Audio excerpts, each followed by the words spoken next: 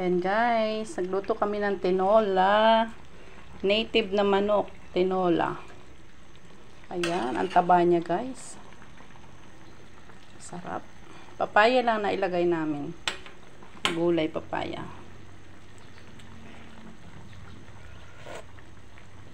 Ayos na inay. Lambot na kaya papaya? Iwan ko lang. Tingnan. Lambot na yan. Ayan, luto na. Isang buong manok, tinola.